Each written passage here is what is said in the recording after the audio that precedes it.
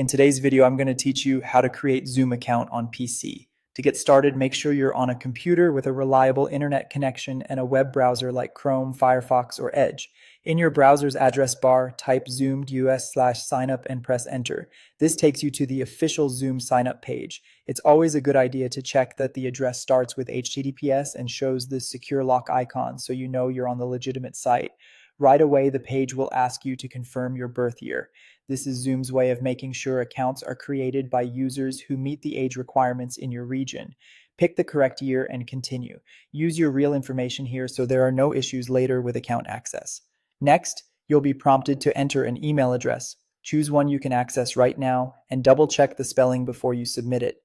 Using an email you regularly check will make it easier to receive notifications and verification messages from Zoom. Click continue when you're ready.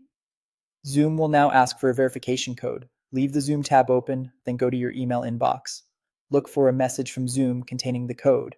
If you don't see it within a minute or two, check your spam, junk, or promotions folders and try searching for the word Zoom. When the email arrives, copy the code and return to the Zoom tab. Paste the code exactly as shown, being mindful of any extra spaces, and submit it. Codes are time sensitive, so if it has expired, request a fresh one and try again. After verification, you'll be asked for your first and last name.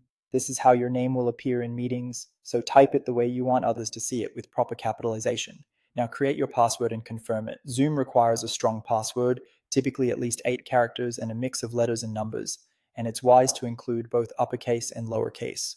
Avoid using easily guessed words or anything you've used on other sites. If you use a password manager, this is a great place to generate and save a unique password. Make sure the confirmation matches exactly. Finally, click Continue. That's it. Your Zoom account is created. From here, you can sign in on the Zoom website, or if you prefer, download the desktop app later and use the same email and password.